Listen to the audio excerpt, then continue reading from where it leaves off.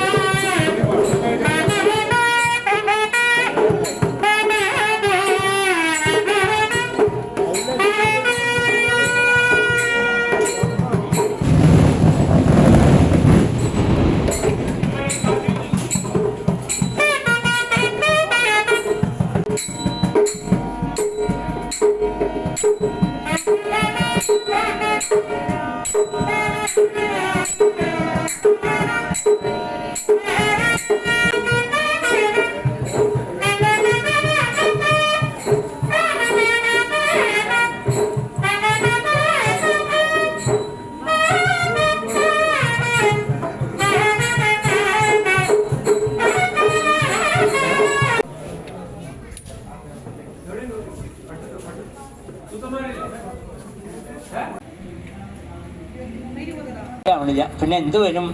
എപ്പോഴെങ്കിലും വിഷ്ണുഭക്ത ക്ഷണാദഹോ, എപ്പോഴെങ്കിലും വിഷ്ണുഭക്തന്മാരെ കാണാൻ ഇടവന്നാൽ മതി എന്നാണ്. ഇത് തന്നെ ഇതേ ശ്ലോകം തന്നെ മറ്റു രൂപത്തിൽ ഭാഗവതത്തിൽ 3 പറഞ്ഞിട്ടുണ്ട്. ന ക്ഷമ്യാനി തീർത്ഥാനി ന ദേവാ മൃച്ഛിലാമയ തേ പുനന്തുരുകാലേന ദർശനാദേവ സാധവ. ഭഗവാന്റെ വാക്കാണ്. സജ്ജനങ്ങളെ കണ്ടാൽ മതി എന്നാണ് അല്ലേ. സജ്ജനങ്ങൾ ഉണ്ടാവണ്ടേ?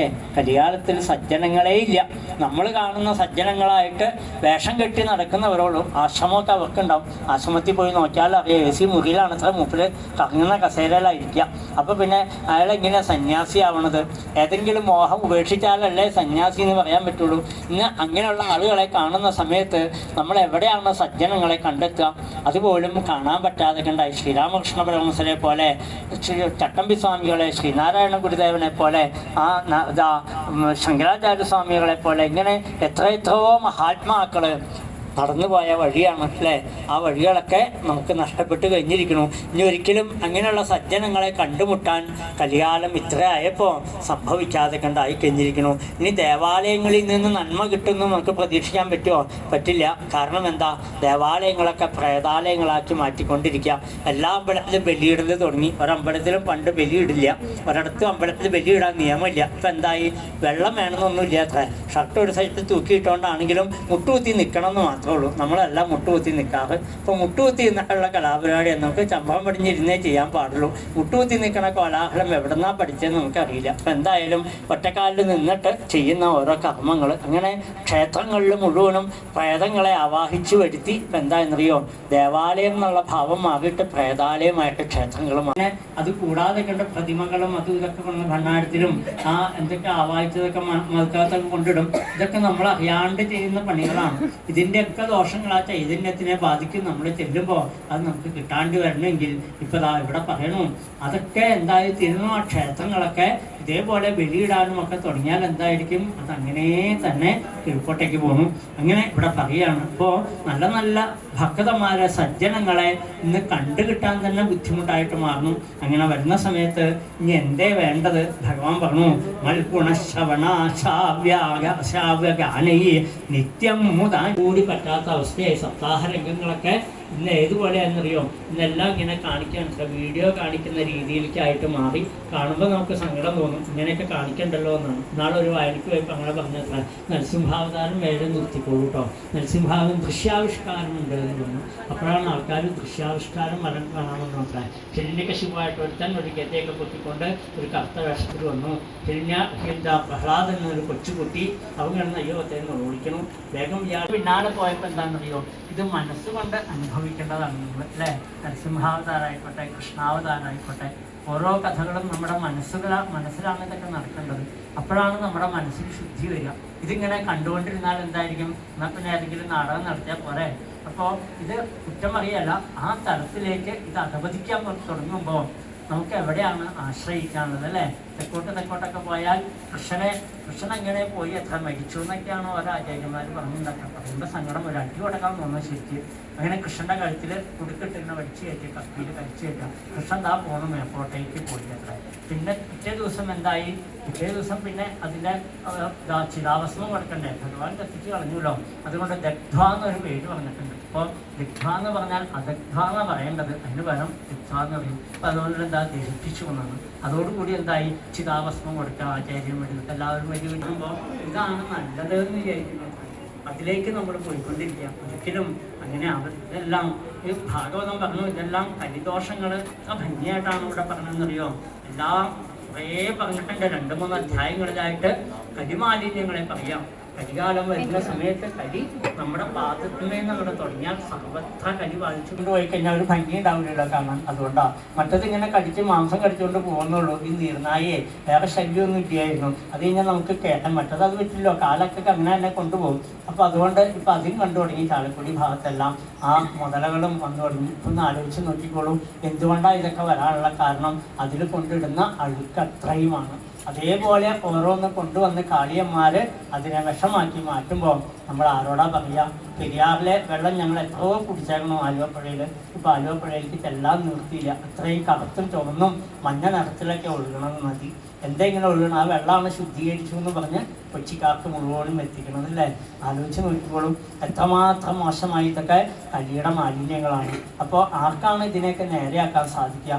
അതുകൊണ്ട് പറഞ്ഞു ഇവിടെ വെള്ളമില്ലാത്ത അവസ്ഥ വരണോ, ധർമ്മമില്ലാതെ കണ്ടായിത്തീരണോ, പുണ്യഹീനന്മാരായിട്ട് മാറണോ. അതേപോലെ തന്നെയാണ് അതുകൊണ്ട് കുട്ടികളെ നോക്കാണ്ട്, ഭാര്യയെ നോക്കാണ്ട്, ഭർത്താവിനെ നോക്കാതെ കണ്ട് ആ അച്ഛനും അമ്മയും നോക്കാതെ ഇരിക്കുക. ഭാഗവതം എന്താ അവിടെ പറയുന്നുണ്ട്. ഇത് ഓരോന്നും അങ്ങനെ വന്ന് അവസാനം ഭക്ഷണം കിട്ടാതെ കണ്ടാകുമ്പോൾ നമ്മൾ എന്ത് ചെയ്യണം? കുറേ നാൾ കഴിഞ്ഞപ്പോൾ ഭക്ഷണം അവിടെ നിന്ന് വരണ്ടേ, നമുക്ക് കഴിക്കണേ കേരളത്തിൻ്റെ മാത്രം എടുത്താൽ മതി. എവിടെന്നെങ്കിലും വന്നിട്ട് വേണം നമുക്ക് അരിയും പച്ചക്കറിയൊക്കെ കഴിക്കാനായിട്ട്.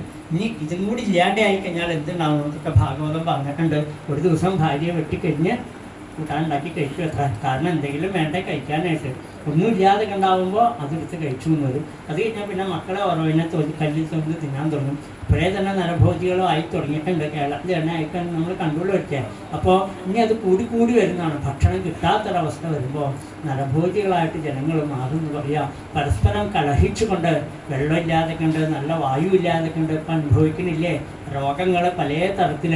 അതിലെല്ലാം അപകടങ്ങൾ തന്നെ. ഒരു മരുന്നെടുത്തു കഴിഞ്ഞാൽ എന്നോടൊരാൾ മരുന്ന് ഉണ്ടാക്കുന്ന ഒരു കമ്പനിയിൽ ഒരാൾ പറഞ്ഞതാണ്, മരുന്നൊരു മുട്ടുസൂചിയുടെ അത്രേ ഉള്ളൂ, അത്ര മുട്ടുസൂചിയുടെ അറ്റത്തിൻ്റെ അത്രേ മരുന്നുള്ളൂ, ബാക്കി എല്ലാം കെമിക്കൽസാണെന്ന് പറയാം. അപ്പോൾ ആ മരുന്നാണ് നമ്മൾ ഒരു രോഗം മാറാൻ കഴിക്കുമ്പോൾ അടുത്ത രോഗം വേറെ വരണം. ഇങ്ങനെ എല്ലാം നമ്മൾ ചെയ്യുന്നതും കാണുന്നതും ശ്വസിക്കുന്നതും എല്ലാം വിഷമയമായിട്ട് മാറുമ്പോൾ നമുക്ക് എവിടെയാണ് സമാധാനം? അങ്ങനെ വരുന്ന സമയത്താണ് ഭഗവാൻ കൽക്കി എന്ന രൂപത്തിൽ അവതരിച്ചുകൊണ്ട് ഈ അധർമ്മത്തിനെ മുഴുവനും കളഞ്ഞുകൊണ്ട് വീണ്ടും ആ സത്യസ്വരൂപത്തിനെ കൊണ്ടുവരുമെന്ന് പറയാം. അപ്പോഴത്തേക്കും കാലങ്ങൾ കുറേ കടന്നു പോകും. അതുകൊണ്ട് ഇവിടെ ആ വേദവ്യാസൻ പറഞ്ഞു കൊടുക്കണോ, ജനമേജയ അതിലേക്ക് വരാതെ കണ്ടിരിക്കണം. നമുക്കതിൽ നിന്ന് വരാതെ ഇരിക്കാനുള്ള ഒരേ ഒരു മാർഗം എന്താ? സദാ നമ്മൾ ഈശ്വര ഭജനം ചെയ്തുകൊണ്ടിരിക്കുക. എത്രമാത്രം ഭഗവാനിലേക്ക് നമ്മുടെ മനസ്സെത്തണോ, എത്രയും നമ്മൾ എല്ലാം ഭഗവാന് സമർപ്പണം ചെയ്തുകൊണ്ടിരിക്കണോ.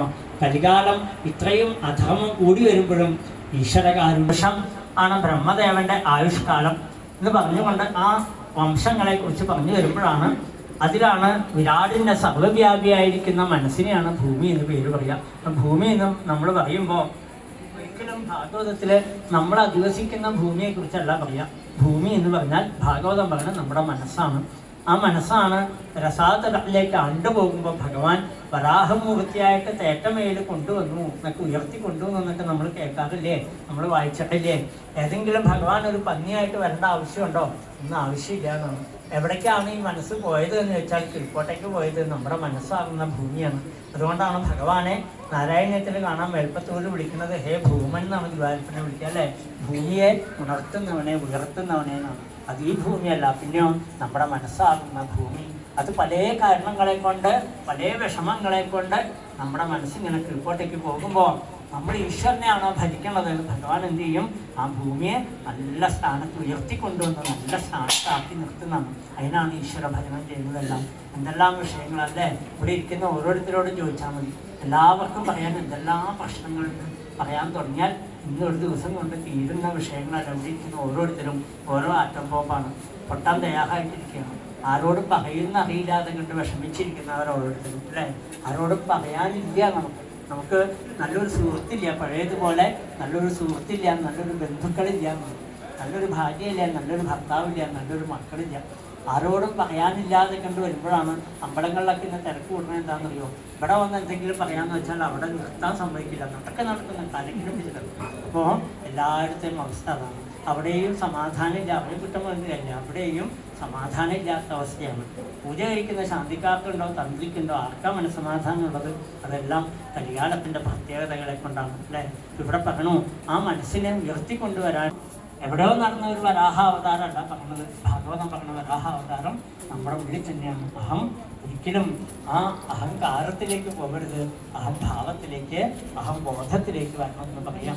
അത് വരുമ്പോൾ നമുക്കെല്ലാം നന്മ ഉണ്ടാവണമെന്ന് പറയാം. ഇങ്ങനെ വരാഹമൂർത്തിയെക്കുറിച്ച് ഇവിടെ പറഞ്ഞു. ആ വരാഹമൂർത്തിയുടെ പത്നിയായിട്ടാണ് അതുകൊണ്ട് ഭൂമിയെ പറഞ്ഞത് എണ്ണം അല്ലേ. വരാഹം, അഹം എന്ന ഈ ഭാവത്തിൻ്റെ പത്നിയായിട്ട് ഭൂമിയെ പറഞ്ഞു. അങ്ങനെ ഭൂമിയെ, ആ നമ്മുടെ മനസ്സാകുന്ന ഭൂമിയെ വേണ്ട മാതിരി ആക്കി കഴിഞ്ഞാൽ ഇതിൽ നിന്നുണ്ടാകുന്ന ഭൂമിക്കും വരാഹമൂർത്തിക്കും ഉണ്ടാകുന്ന പുത്രൻ്റെ പേരെന്താണെന്നറിയോ? മംഗളൻ. മംഗളം എന്ന് പറഞ്ഞാൽ എന്താ? മംഗളത്തിനെ തരിക അല്ലേ? നമ്മുടെ മനസ്സ് എത്രമാത്രം ഗുരുവായൂരപ്പനോട് കൂടി ചേർന്നിരിക്കണോ, ശ്രീരാമചന്ദ്ര പ്രഭുവിനോട് കൂടി ചേർന്നിരിക്കണോ, അപ്പൊ നമുക്ക് കിട്ടുന്ന മകന്റെ പേരെന്താണ്? മംഗളൻ അല്ലേ? മംഗളം എന്ന് മാത്രമല്ല, ആ മംഗളനാണ് നമുക്ക് എല്ലാ മംഗളങ്ങളെയും നമുക്ക് തരിക. ഇവിടെ പറഞ്ഞ ഓരോ പേര് നോക്കിക്കോളൂ. ഇതൊക്കെ എവിടെയോ നടക്കുന്ന കഥകളായിട്ട് നമ്മൾ ചിത്രീകരിച്ചാൽ എന്തൊരു അഭംഗിയത് അല്ലേ? ഒരിക്കലും അതല്ല. ഓരോ കഥകളും നമ്മളെ തന്നെ കാണിച്ചു തരിക, എങ്ങനെ ജീവിക്കണം അത് നമുക്ക് പഠിപ്പിച്ച് തരുമ്പോഴാണ് ഭാഗവതം നമ്മൾ കേട്ടു എന്ന് നമുക്ക് തോന്നുക. ഇല്ലെങ്കിൽ എന്തായിരിക്കും? ഇതൊക്കെ എല്ലാ വർഷവും എത്രയോ കഥകളായി കേൾക്കുന്നു. ഇതിങ്ങനെ കേട്ട് വരാഹാവതാരം കേട്ട് നമ്മൾ മടുത്തില്ലേ? നരസിംഹാവതാരം കേട്ട് മടുത്തില്ലേ? കൃഷ്ണാവതാരം കേട്ട് മടുത്തില്ലേ? അതെവിടെയോ നടക്കുമ്പോഴാണ് നമുക്ക് സുഖമല്ലാത്തത്. ഇത് നമ്മുടെ കഥയാണെന്ന് നമ്മൾ അറിയണം. ഓരോ കഥകളും അതിൽ പറഞ്ഞ പേരുകൾ മാത്രം എടുത്താൽ മതി. അല്ലെങ്കിൽ ഇങ്ങനെയുള്ള പേരുകൾ വരേണ്ട ആവശ്യമില്ലല്ലോ. ഓരോ നാമങ്ങൾ പോലും നമ്മളെ കാണിച്ചു തരുന്നതാണ്. അപ്പോൾ ഈ മനസ്സാകുന്ന ഭൂമി ആരോടുകൂടി ചേരണം? ഭഗവാനോടുകൂടി ചേരുമ്പോൾ നമ്മുടെ ഉള്ളിൽ ആരും വരില്ല? വരാ അഹം, അഹം വരാം അല്ലേ? ഒരു ഭാവം വരുമ്പോൾ നമുക്ക് കിട്ടണതാണ് മംഗളമാകുന്ന ആ ഒരു പുത്രൻ. ജീവിതത്തിൽ എന്നും നമുക്ക് ആ മംഗളം ഉണ്ടാവുമെന്ന് പറഞ്ഞു. അപ്പോൾ ആ ഭൂമിയുടെ കാര്യത്തിനെ കുറിച്ച് പറഞ്ഞു. പിന്നെ പറഞ്ഞ ഭൂമിയുടെ ദാനഫലത്തിനെ കുറിച്ച് പറഞ്ഞപ്പോൾ ഭൂമി ദാനം ചെയ്യാമെന്ന് പറഞ്ഞാൽ എന്തേ അർത്ഥം? നമ്മൾ ആരെങ്കിലും 10 സെൻറ്റ് ഭൂമി ആർക്കെങ്കിലും ഇഷ്ടദാനം എഴുതി കൊടുക്കുമോ? മക്കൾക്ക് പോലും എഴുതി കൊടുക്കുമ്പോൾ എന്തെങ്കിലും ഇങ്ങോട്ട് കിട്ടുമോ നോക്കും. അപ്പോൾ ഒരാൾക്ക് പോലും എഴുതി കൊടുക്കാൻ നമുക്ക് ഇഷ്ടമൊന്നുമില്ല. ആരാ കൊടുക്കുന്നത് ഇന്നത്തെ കാലത്ത്? അപ്പോൾ അങ്ങനെ വരുന്ന സമയത്ത് ഇവിടെ കൊടുത്തത് ഭൂമി ദാനഫലം എന്ന് പറഞ്ഞത് എന്താ? എൻ്റെ നല്ല മനസ്സിനെ ഞാൻ മറ്റുള്ളവരുമായിട്ട് പങ്കുവയ്ക്കും അല്ലേ? നല്ല എൻ്റെ മനസ്സിൽ തോന്നുന്നതായിട്ട് നല്ല നല്ല കാര്യങ്ങളെ മറ്റുള്ളവർക്ക് പറഞ്ഞു കൊടുക്കാൻ, അവരുമായിട്ട് സംവദിക്കാൻ നമുക്ക് സാധിക്കുക, അവരെ കൂടി ഉണർത്താൻ നമുക്ക് സാധിക്കുക. അല്ലാതെ കണ്ട് ഞാൻ മാത്രം ഉയർന്നു നിൽക്കുക, അവരൊക്കെ നശിച്ചു പോട്ടെ എന്നുള്ള ഭാവമല്ല, അവർക്ക് കൂടി നന്മ വരണേ എന്ന് തോന്നുന്ന ഒരു മനസ്സിൻ്റെ പേരാണ് ഭൂമി ദാനം എന്ന് പറയുക. അല്ലാതെ കണ്ട് 10 സെൻറ്റ് ഭൂമി ആർക്കെങ്കിലും ദാനമായിട്ട് ഞാൻ തന്നേക്കാം എന്ന് പറയുന്നതല്ല. ഈ വസിക്കുന്ന ഭൂമിയല്ല ഇവിടെ ദാനം കൊടുക്കാം, ഓരോന്നും അങ്ങനെ തന്നെ. അപ്പം അതുകൊണ്ട് നമ്മൾ അതേപോലെ ആയിത്തീരണം. നമുക്ക് ഉള്ള കഴിവുകളെ ഒരാൾ വന്നാൽ അയാൾ ഓടി തന്നാൽ അയാളുടെ കാലിൽ പിടിച്ചിങ്ങോട്ട് വലിച്ചു മാറ്റി വണ്ടി അങ്ങോട്ട് കടന്നു പോകുന്നത് അയാളെ ചേർത്ത് പിടിച്ച് അയാൾ എന്താ ചെയ്യുന്നത്? കെട്ടിപ്പിടിച്ച്, ഈ അടുത്ത കാലത്തുണ്ടായിരുന്നു, കെട്ടിപ്പിടിച്ച് കണ്ണീരൊക്കെ തുടച്ചിട്ട് അയാളെ ഒരിടത്ത് കൊണ്ട് മരത്തിൻ്റെ ചുവട്ടിലേക്ക് വെള്ളമൊക്കെ കൊടുത്തിട്ട് അയാളോട് പറഞ്ഞെന്താണെന്നറിയോ? എന്ത് കാര്യത്തിന് നമുക്ക് പരിഹാരം ഉണ്ടാക്കാം, ഞാനതിന് വഴി ഉണ്ടാക്കി തരാം, നിങ്ങളുടെ കുടുംബകലഹം ഞാൻ മാറ്റിത്തരാം എന്ന് പറഞ്ഞ് നല്ല വാക്കിനെ കൊണ്ട് സമാധാനിപ്പിച്ച് അദ്ദേഹത്തിൻ്റെ വീട്ടിലേക്ക് കൊണ്ടുപോയി. അപ്പം അദ്ദേഹം എത്ര സുന്ദരമായിട്ടാണ് മക്കളുമായിട്ട് ജീവിക്കണമെന്നറിയും, എത്ര സന്തോഷമായിട്ട് ഒരാളുടെ ഒരു വാക്കാണ്. അപ്പോൾ ഇതാണ് നമുക്ക് വരാഹം എന്ന് പറയുന്നത്, ഇത് തന്നെയാണ് അല്ലേ? നമുക്ക് ഭൂമി ദാനം എന്ന് പറയുന്നത് ഇത് തന്നെയാണ്. നമ്മുടെ മനസ്സിനെ നല്ല മനസ്സുകൊണ്ട് മറ്റുള്ളവർക്ക് നന്മ വരണമെന്ന് നമ്മൾ മോഹിക്കുക, അവരെ നമുക്ക് ഉയർത്താൻ നമുക്ക് സാധിച്ചാൽ അപ്പോൾ നമ്മളൊക്കെ ഭൂമി ദാനം ചെയ്തവരായിട്ട് മാറി. അല്ലാണ്ട് 10 സെൻറ്റ് ഭൂമി എനിക്ക് അവിടെ എടുത്ത് തന്നിട്ട് നമുക്കിപ്പോൾ എന്ത് പ്രയോജനം? അയക്ക് ഗുണമൊന്നുമില്ല, അയാളത് മറിച്ച് വിട്ടു, നമ്മളറിയാതെ കണ്ട് അയാൾ മറിച്ച് വിട്ട് അയാൾ ലക്ഷങ്ങൾ ഉണ്ടാക്കും അല്ലേ? ആ ഭൂമിയല്ല ദാനം ചെയ്യുന്നത് ഭാഗവതം പറഞ്ഞിരിക്കുന്നത്. അതുകൊണ്ട് ഭാഗവതം ഓരോ ഭാഗവതത്തിൽ അതുകൊണ്ട് ഞാൻ 10 സെൻറ്റ് ഭൂമി ദാനം ചെയ്തു. അമ്പലങ്ങളിലൊക്കെ കാണാൻ ഇപ്പോൾ ദശാവതാരം ചന്ദനം ചാർത്ത് എന്ന് പറഞ്ഞൊരു കലാപരിപാടി ഇപ്പോൾ തുടങ്ങിയിട്ടുണ്ട്. ഈ അടുത്ത കാലത്ത് തുടങ്ങിയ കലാപരിപാടിയാണ്. ഭദ്രേ നാരായണ അമ്മേ മൂകാംബികേ ദേവി മൂകാംബികേ ലക്ഷ്മീ മൂകാംബികേ ഭദ്രേ മൂകാംബികേ അമ്മേ മൂകാംബികേ ദേവി മൂകാംബികേ ലക്ഷ്മീ മൂകാംബികേ ഭദ്രേ മൂകാംബികേ അമ്മ താനാശ്രയം ദേവി താനാശ്രയം അമ്മയല്ലാതെനിക്കാരുമില്ലാശ്രയം സർവമംഗളമംഗല്യേ ശിവേ സർവാർത്ഥസാധികേ ശരണ്യേ ത്രയംബകേ ഗൗരി നാരായണി നമോസ്തുതേ.